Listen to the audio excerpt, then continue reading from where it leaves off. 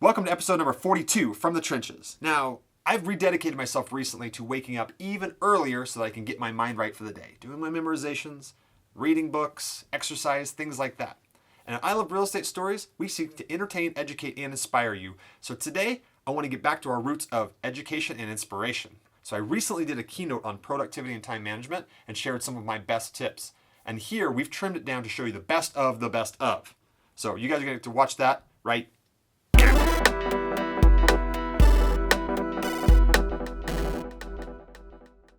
You owe it to yourself to be productive and to do something, to become something, because we're all meant to come here to do something, to be passionate about something. So you owe it to yourself to do that, because once you do that, you're going to be the light that shines to other people and gives them permission to do the same. According to Richard Branson, exercise doubles his productivity. It's kind of weird because it takes your time away, but he claims that when he exercises in his day, it doubles his productivity. But it also makes sense. Wake up, get you going, get your blood going, get your mind going, right? So I take it from a billionaire. Importance of exercise. Number 4, continual education. You've heard of ABCs, always be closing. ABLs, always be learning, because you never can know enough. I'm going to talk a little bit about my day. I try to be on purpose with my days, and my schedule as it is now that I block with myself is I try to go to sleep at 10 o'clock at night. I wake up at 6 in the morning. I do that because my kids wake up around 7:30. So at 6 in the morning I wake up, I do prayer meditation, I read something spiritual, I read something business or entrepreneurial minded. I also do memorizations. That's just a personal thing. So for an hour I'll do that. I'll have 10 minutes on one, 20 or 30 on the other, and I'll do that. And in fact, I'll do it more than an hour. I want to do an hour every morning. I want to be learning for an hour every morning. And if my kids don't wake up, I'll do it for an hour and a half, 2 hours sometimes. If I'm lucky, sometimes they wake up at 8. Whenever they wake up, I make my kids breakfast. We hang out. My phone is not next to me. I don't have the reactive activators at 6 in the morning to 7 in the morning. My phone is away. The email's not there. Most people aren't up. The only people that are bugging me are my kids, which I love that. They come downstairs, put all my books away, hug them, talk to them, how was your sleep, and all that stuff. We make breakfast. I spend that time with them until I try to go to the office, or I try to get out of the house around 9 o'clock to start working. Anybody ever offered to work for somebody for free? You know how I learned a little bit about title? I met Shane, who was the owner of Premier Title. I met him at a title and escrow course. I think it was taught by a guy, Dean or D or something like that. I was in a title and escrow course years ago. There was full of escrow officers, title searchers, and Shane's a real estate attorney because he owned a title company. And they're all there, and they're all studying for their test. And they're, what are you doing? I was just learning. I paid to go there just to learn because I wasn't going to take the test. I went and worked for a title company for free.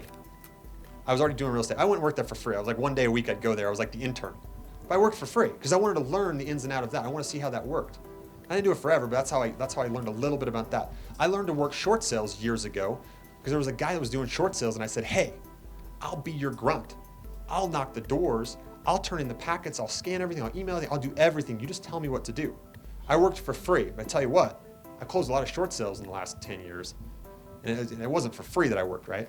What things do I want to do proactively? You might say, I want to read more books. I want to have 50 rental properties. I want to loan money. I want to learn how to wholesale properties. Whatever those things are, write those things down. And then once you've written those things down and your mind is empty of those things, then go back and look at them and prioritize them. Which one do I want to focus on first? Wholesaling properties, great. Then wipe all those other things away, leave them there, but take the wholesaling properties and maybe have another focus session on that. What do I need to do to start to wholesale properties?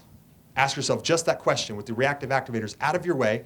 Write all these things down, right? Just focused on those things that you want to do. And then start to put those little tasks in your day. Block time to do those things, proactive things, getting you towards your goals, away from the reactive activators. I want you guys to ask yourselves, maybe in a focus session, if you guys choose to do those, a proactive focus session, what would your ideal day or week look like if you had complete control over it?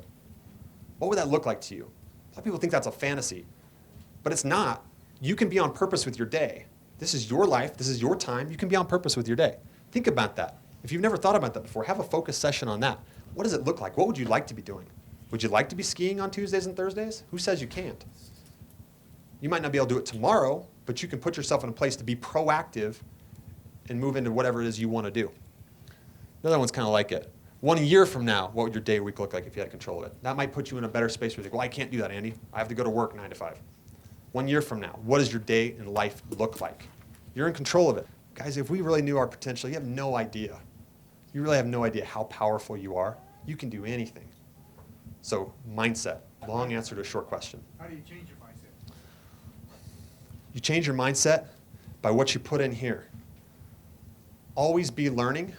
If you can't associate with Brian Tracy, Dave Ramsey, Dan Kennedy, Darren Hardy, I would tell you you can. Jim Rohn, who's passed away, all these great people, can you read their books? Can you listen to their audio? Whatever you put into your mind, you sow a thought and you reap an action. You sow an act and you reap a habit. So a habit, you reap a character. So a character, you reap a destiny. Put those things into your mind. If you can't associate with those 5 people, you can associate with them through the written word and through audio. Associate with yourself with good people. That'll help you change your mindset.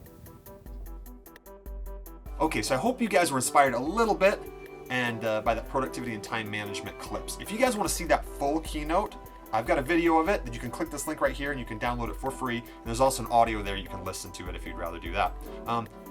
I really appreciate you guys. For the last year and a half that Jason and I have been doing I Love Real Estate Stories, I've gotten great feedback from people saying that they've been inspired and they're grateful for our videos. But I want to take this time to thank you guys for watching that stuff. Thank you so much, and thank you for the inspiration and the encouragement that you give us here at I Love Real Estate Stories, because it really does keep us going. Thank you.